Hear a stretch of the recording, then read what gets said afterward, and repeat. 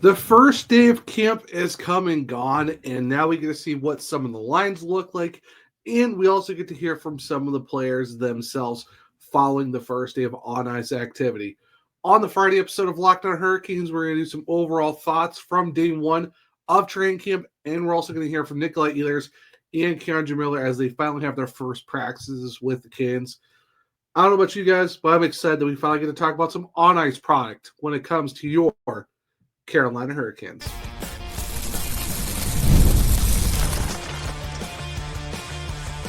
You're Locked On Hurricanes, your daily podcast on the Carolina Hurricanes. Part of the Locked On Podcast Network, your team every day. Welcome to the Friday edition of Locked On Hurricanes, your team every day, part of the Locked On Podcast Network. Thank you to the Everyday for making this your first listen of the day.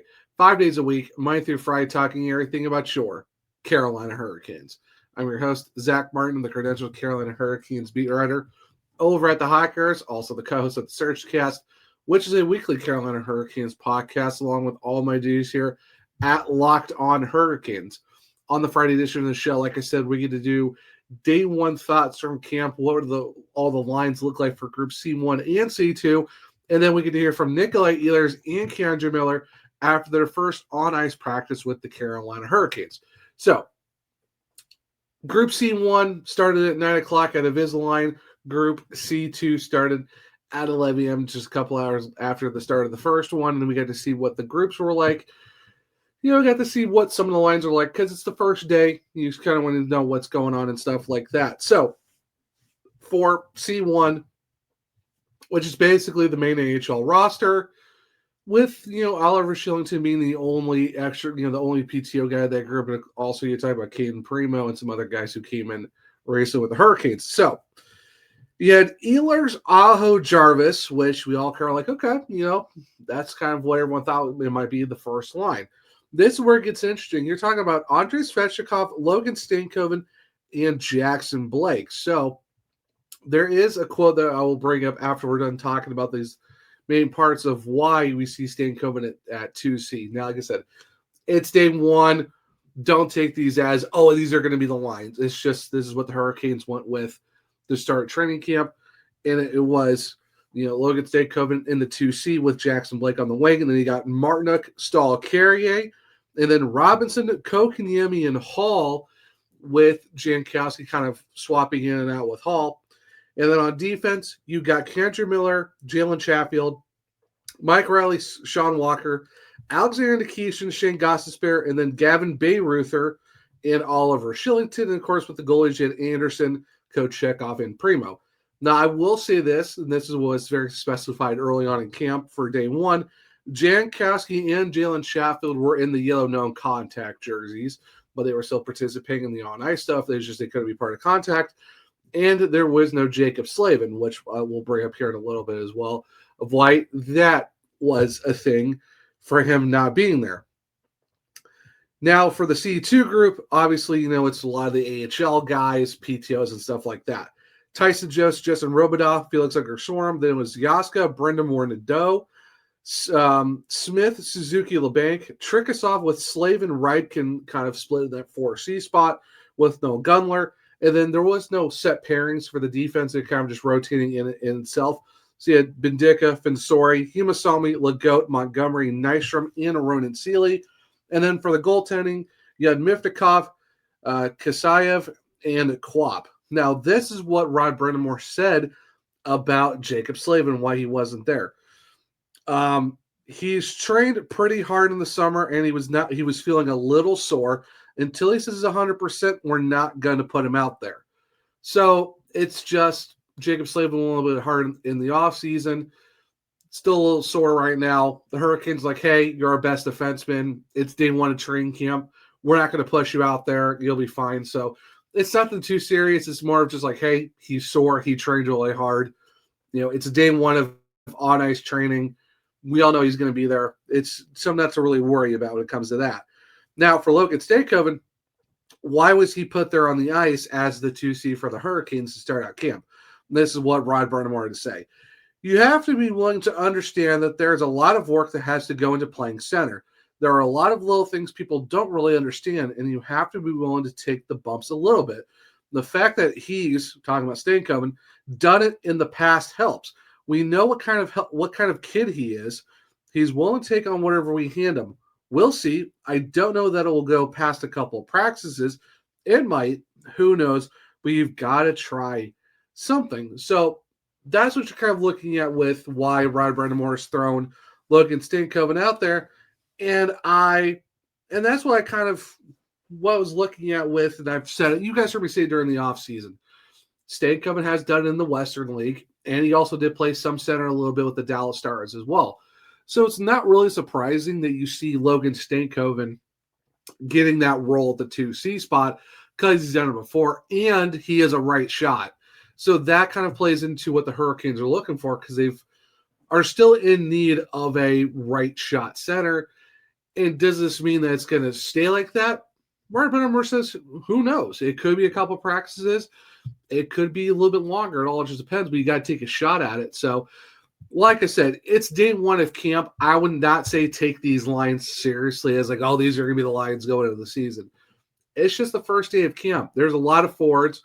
There's a lot of guys that are going to be cycling through because Rod Brindamore did say after practice that they have a lot of good forwards. They have a plethora of good ones, and they have to kind of rotate them in and see what works with what, where's the chemistry at.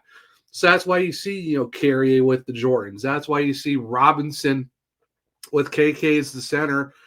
And you got Hall and Jankowski kind of swapping off, and Janko is, in a yellow no contact. So he wasn't really doing a whole lot of the center stuff. That's why you saw KK as the 4C and why Stankoven was the 2C. And you look at the defense, and Jalen Chatfield's out there, but he's in a no contact.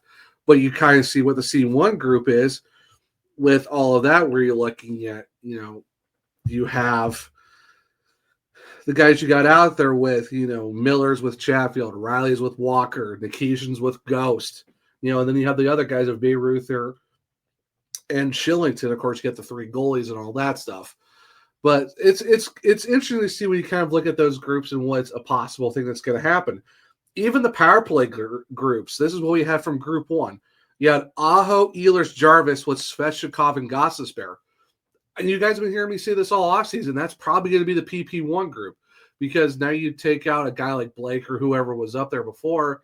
Now you add in Ehlers, and you got him with basically his line mates of Aho, Jarvis. You add Svech there, and then you got the priority one quarterback last year, which was Ghost. And then the second group, which it actually looks really good on paper if you think about it. You're talking Jackson Blake, Taylor Hall, Logan Stankoven, and then you got Miller and Nikishin. You got two really good forward-minded defensemen back there, which you'll see a lot of teams go with two defensemen on the power play. But when you're talking about Miller and Nikishin, that's a good pair to have on your second power play unit. Like I said, then you got Stankoven, Blake, and Hall. That's a good group of forwards to have up there. It's like you almost have a plethora of riches when it comes to just who can you throw in there. Like I said, you're not even adding some of the other guys you could probably put in that group. But you're talking a good majority of your, you got four of your top six already there. Then you got in your first group. Then you got Stankoven, Blake is there.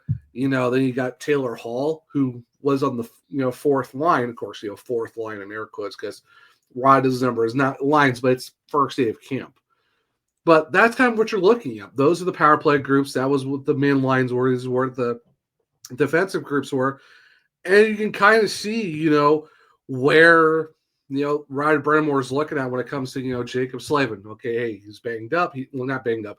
He's just sore. We're not going to force him out there because why would you force your best defenseman out there when he's not feeling 100% on day one of camp? Nothing too serious. And then you kind of see where he's going with Logan Stankoven. It's like, hey, he's played center in the past. He's up for it. We're going to give him a shot and see what happens. Who knows? It's still up in the air, but at least you're kind of seeing what's going on and what the thought process is of Rod going into day one of camp. Like I said, take a line with a grain of salt. Don't take these lines seriously. It could change by, Friday. It could change by Saturday. It could change by Monday for the first game of preseason. But either way, we got an idea of what some of the lines look like. We got an idea of what the power play lines look like. And honestly, they sound really good. I'm excited. If those are the power play groups going into the season, I think is absolutely fantastic. So that's amazing to see. Now, talking about the power player groups in the line, we actually get to hear from one of the new guys this upcoming season, and Nikolaj Ehlers, and get his thoughts after the first day of camp. So stick around, and we'll talk about it here in a second on a Friday edition of Locked On Hurricanes. The NFL season is here, and FanDuel is making sure you're ready for kickoff with a can't-miss offer. Right now, new customers can bet just $5, and if your bet wins, you'll get $300 in bonus bets to use across the app. It makes every game more exciting, whether you're watching your team or just keeping an eye on your fantasy lab. And you're keeping an eye on the Chargers, the Buccaneers, the Panthers, the Bills, Eagles, whoever. It's quick and easy and the best way to add a little bit more energy to your Sundays. So, are you ready to play? Download the FanDuel app now by visiting FanDuel.com to get started. That's FanDuel.com to place your first $5 bet. Welcome back to segment 2 of Locked On Hurricanes, your team every day.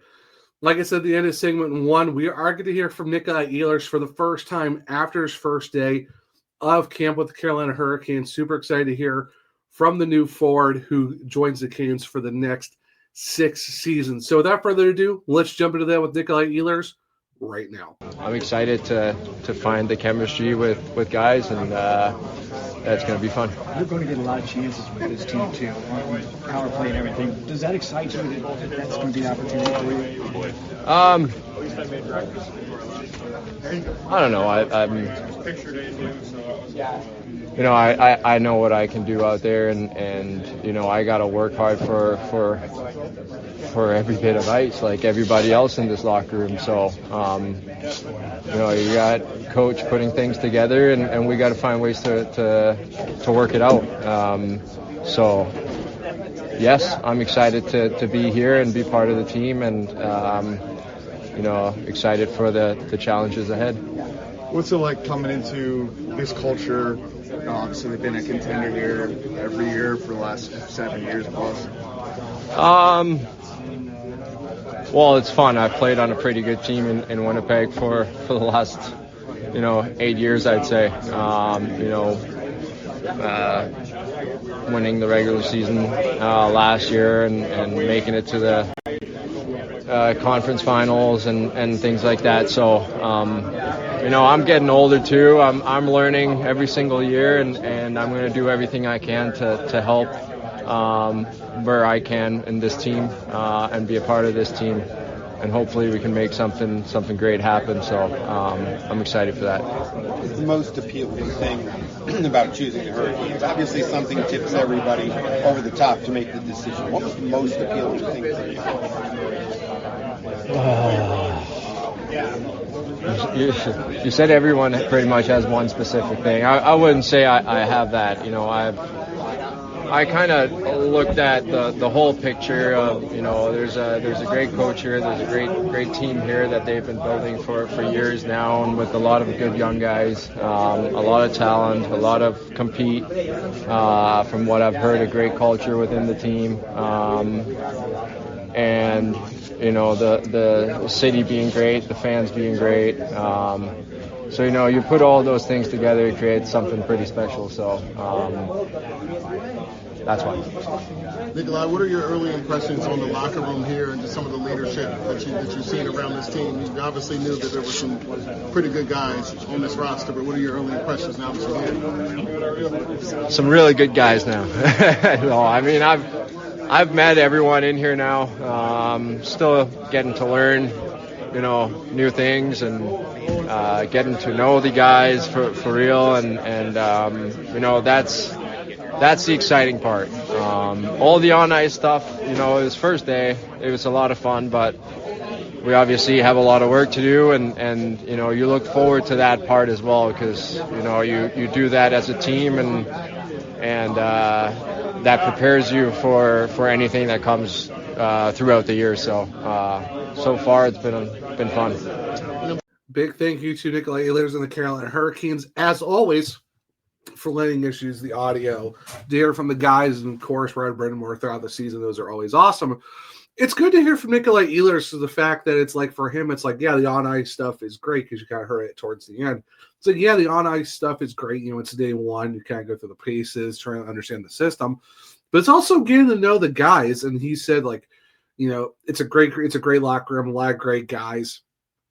It's funny when someone asks him, it's like, what's kind of like the thing that brought you here? And he's like, honestly, it's like, it's kind of hard to say. It's, great coach, great team. He even talked about great culture. And it's just exciting to see what, is in store for him. And they asked him about the power play. He goes, hey, I know what I can do. I'm going to get the opportunity to, kind of show myself and show who I am. Because you saw what he did in Winnipeg. He always was trying to push for PP1, just never got the opportunity. And honestly, it felt like that Ehlers was never really utilized properly with the Jets. Like he played top 6 minutes, but you kind of felt like that he's a guy that could drive a line. He's someone who could drive play and, really be, a catalyst even on the special teams. And it just felt like he was just never given that opportunity. Now he comes to Carolina. It's like, hey, you're going to be that guy first. You're going to be that guy to look at that could drive plays on 5-on-5 and special teams. So it's kind of exciting to see what he can do because we all know what he can do. He can score goals. When he's healthy and is on the ice, dude scores goals. He puts up points. We're talking 60-point seasons a lot of the time from Nikolaj Ehlers. And hopefully, if he doesn't get hurt and plays 75, 80 games this year, you could be looking at a guy that could be on a pace for a 75, 80-point season. Who really knows? Because he was darn near close to point per game last season for the Jets. If he stays healthy, he could almost be close to a point per game for the Hurricanes. And that's with being with Sebastian Aho and Seth Jarvis and, on the power play too. So it's just kind of, it's great to hear for the fact that we get the opportunities to hear from guys like Ehlers, like, new team, new coach, new system, stuff like that. It's a different environment because you're talking about being with the Winnipeg Jets for a decade. Now you're coming to Carolina. Yeah, you got Freddie Anderson and one of your countrymates on the team, which definitely helps. But now it's like it's a new challenge. It's a new scenery. It's a whole new everything. So it's going to be very interesting to see how Nikolaj Ehlers does because, like I said, first day of camp, he's on, first line left wing with Aho and Jarvis. He's on the first power play in it, what we all kind of thought he was going to be. Like I've been saying it since the Hurricanes signed him.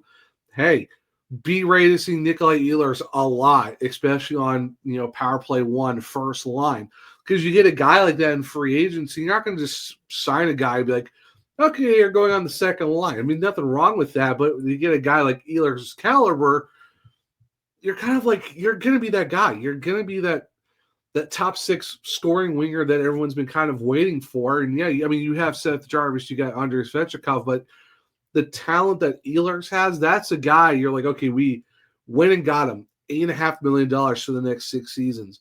You're going to put him on that top line because you want to get him out there as much as possible and be able to help create chances and score goals and set up his teammates. And now he's on the top power play, which was kind of like a no-brainer, it seemed like. So, like I said, it's great to see that the fact that Ehlers is getting the opportunity, because it's not given to anyone, but for what he's done and what he signed up for, it makes sense to have him there.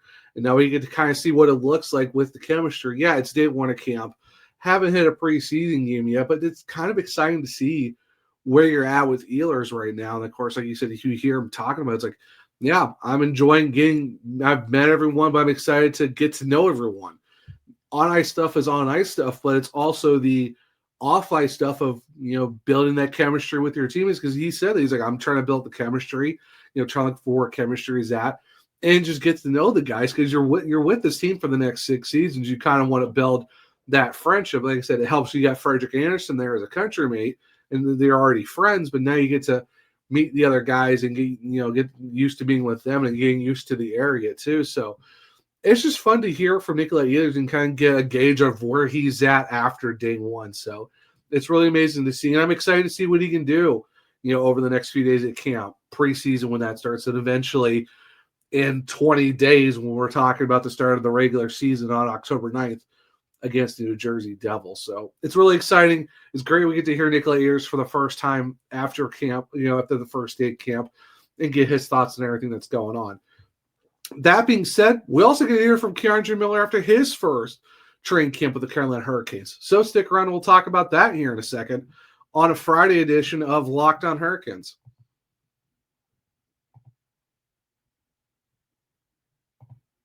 Welcome back to segment 3 of Locked On Hurricanes, your team every day.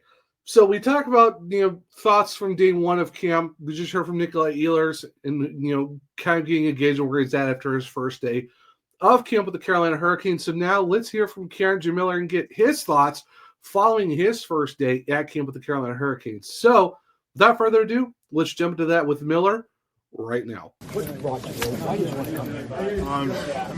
I heard numerous amount of guys just talk about how good of an organization it was, from top down, from coaches to the guys, just everybody wholeheartedly was kind of pushing for that end goal and for the same goal. So it's a pretty easy decision for me. Is it kind of nice to get away from that white hot spotlight that New York is? Yeah, for sure.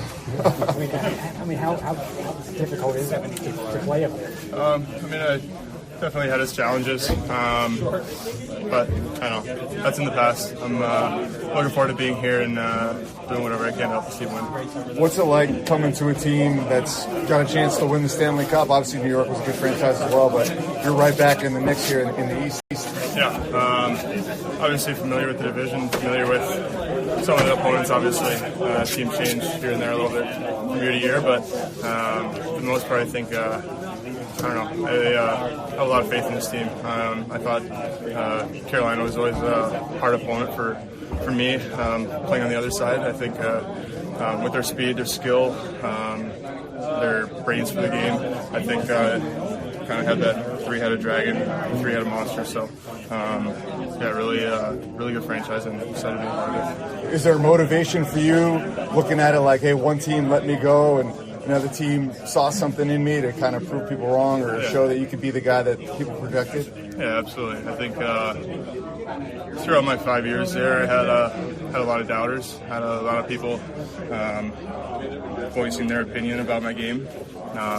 So I think I'm excited to use that as fuel, like you said. Had a tough summer in the gym, and really, like you said, use that as motivation and just try to do whatever I can to get better for this upcoming season. A lot of people who come here say that there's an adjustment period. Just getting your first taste of the systems and things like that, what do you think it's going to take to just kind of adapt to the way this team plays, man-to-man, things like that, being really aggressive? Yeah, I think leaning on your teammates and leaning on the coaches, obviously. The guys that have been here in years past, I'm going to try to bounce my ideas off of them and try to get as much experience away from the ice as I can, so then when I get on, I feel comfortable with all 20-some guys. So, just asking questions, making sure everybody's on the same page, and really just trying to pull the rope in the right direction. Big thank you to Keandre Miller and the Carolina Hurricanes. And it's good to hear from Keandre, too, to kind of get an idea of where he's at. Of course, early conversations of how does it feel going from the Rangers to the Hurricanes and stuff like that. And he's like, hey, it's in the past.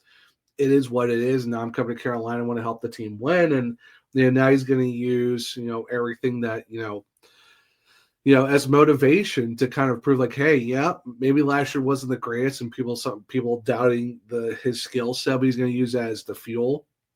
And just getting used to the system too, because he even said it perfectly at the end of, just got to lean on the guys who've been here for a long time, kind of lean on the coaches, Rod Burnhamore and Tim Gleason and all of them, and just kind of give an understanding of, how to get used to the high pressure of the defense, man-to-man and stuff like that. So it's going to be an adjustment period, but just from the skill set you kind of see with Keandre Miller, it feels like that he could probably fit in within the system well. And we could be looking at a Brady Shea 2.0 story arc where it's like, people doubted him in New York. He was okay. Gets traded to the Carolina Hurricanes, and next thing you know, hey, that next level got unlocked. So you kind of feel like that. Hopefully that's the same thing with Miller. And it's good to hear, too, the fact that, he went after in the offseason using, last year and just the doubt as, fuel as a motivator to prove to everyone that, yeah, I am that guy that a lot of people thought I was going to be. And then hopefully with Carolina, it's taken to the next level. And, of course, it helps, too, when you look at the defense because you got, Jacob Slavin has been here for a very long time, one of the pillars to the team. Jalen Chatfield's turned himself into a top 4 defenseman on the Hurricanes, and he could be a top 4 guy on any team, really. You got Shane Gostisbehere and Sean Walker who's been there and done that for the last year, and they kind of got better as the season went along. And, of course, like I said, it doesn't hurt when you got Tim Gleason as your defense coach. So I think for the Carolina Hurricanes, and especially for Miller, this feels like it's it's one day at a time, step by step, because it is a process to get used to this system, especially if you're a defenseman who's never really played it for the first time. But you kind of have that sense of that, you're hoping that it works out, and I think it will, because you've seen from the Carolina Hurricanes they have done a pretty good job of getting defensemen to come in and kind of buy into the system and show that they can do it. Brent Burns did it really well for a while. Shane Gostisbehere for the first, and he was here even for a few games. He did really well. Dougie Hamilton. You've seen what with Brett Pesce and Bray Shea, what they did for the Hurricanes for a while. So you can kind of see that culmination of just the culture, the coaching, just leaning on your teammates, building that camaraderie. I think that was what sets up the Hurricanes really well in the defense. And that's why it's been their bread and butter for so long. The identity of this team is the defense. And now you get to see with a couple new young guys and Miller and Nikishin, and just seeing how they're going to progress as the season goes along of getting used to the system. You heard it on Kane's cast with Shane and Mike, it takes, 40, 50, 60 games to get used to the system. But once you get in it and once you get used to it, then you're kind of dialed in. So that's kind of what you're feeling with Miller, that the hope is like, okay, he's just going to take that next step as the season goes along. So, yeah. Will there be growing pains? Well, yeah, because you're getting used to a new system, and the Hurricanes play a very high-pressure man-to-man defense, and it does take a little while to get used to. But honestly, I feel like, where the Hurricanes are at, I think they're in a great spot. And it's exciting to hear from Miller and kind of get his, thoughts on what's going on. He's like, yeah, I'm going to use this as a motivation, going to lean on my teammates, get used to the system. And he's like, hey, I'm just kind of leaving New York in the past. And, it's, that motivation of, hey, one team wanted to trade me, another team wanted to get me, and he's going to use that. So it's great to hear that, he's already, kind of, liking the area, liking the fact that he's with a team that wants him to be there. And it's, we're talking 8 seasons with Keandre Miller. So overall, like I said, the same thing with Ehlers. It's exciting to see what's going to happen for Miller and how the season goes along, because you're talking at least 6 years with Ehlers and Miller on the team. Miller's here for a full 8 seasons, and matching Slavin's contract in terms of, at least for the term. So it's just an exciting time to see what you're looking at the defense. Of course, now we get to see, we got to see what the new guys are like on the ice. Yeah, it's the first day of training camp, but, before long, it's first preseason game, and then we go through the preseason, then we get the regular season starting, and then we go from there. So overall, it's so great the fact that we're talking about on-ice stuff. We're hearing from the guys as well. It's not just, sitting here and kind of speculating and kind of guessing what's going to happen. Yeah, we're still going to speculate because it's training camp. It's preseason. Games don't count. We don't know what the lines are going to be come opening night on October 9th, but at least we're kind of getting an idea of what's what. And like I said, we talked about it. I said in segment 1 earlier, we get to see Keandre Miller on the second power play unit with Alexander Nikishin, Jackson Blake, Logan Stankoven, and Taylor Hall. That's not a bad spot for Miller to be in. It's like, hey, we want you. We think your offensive side is so good. We want you to be part of that power play unit. And it's the second pairing with another, highly offensive guy in Nikishin. So you got your 2 new guys on defense being paired up together. And that's very exciting to see. And overall, like I said, it's just great. We're talking about on-ice stuff. And we're talking about lines. We're talking about, schemes and stuff like that. And we're also hearing from the guys too. We're not just kind of wondering. Now it's like, okay, what are these guys saying? How are the vibes? How are, what's the thought process going on? So it's great to hear. It's super exciting. Hockey's unofficially back because, like I said, it's still a training camp and preseason, but at least we're talking about on-ice stuff now more than just what ifs. So it's awesome. I'm happy. I don't know if you guys are excited, but I'm definitely excited for that we are not that much farther away from the start of preseason, and in 20 days, we got the start of regular season hockey for your Carolina Hurricanes. I am so ready for it. I don't know about you guys, but it's going to be a lot of fun for sure. However, This will be the Friday edition of Locked On Hurricanes. Thank you for making it for the rest of the day. You're checking out the Locked On NHL podcast where there is no off-season, bringing you the daily league-wide stories that matter the most with the local coverage you love from Locked On. Find Locked On NHL on YouTube or wherever you listen to your podcast. If you want to keep up with me, I'm at OneTrueZach on X. The podcast is LO_Hurricanes. I'm also on Blue Sky, the Zachary Martin, where if you click the link sharing my bios, you can find all of my written content at thehockeywriters.com, where I have put in some pieces out, most recently about Kirill Kaprizov and why it might make sense for the Carolina Hurricanes, and also talking about the Carolina Hurricanes announcing their training camp roster and a couple things to watch for as well. So make sure you go check those out at thehockeywriters.com. If you want to check out my other podcast, it is the Surgecast on all podcast platforms and on YouTube. For Locked On Hurricanes, we're on Spotify, Google, Apple, iHeartRadio. Wherever you listen to your podcast, make sure you leave a 5-star rating and review because I might just read it on the show. For YouTube, it's Locked On Hurricanes. Subscribe. Hit the bell notification so you don't miss the show. Hit the thumbs up to let me know if you like the show as well. Share with other Kingx so we become everydayers just like you. But hope everyone enjoyed the Friday edition of Locked On Hurricanes. Enjoy your Friday and enjoy your weekend. Until next time, as always, let's go Canes.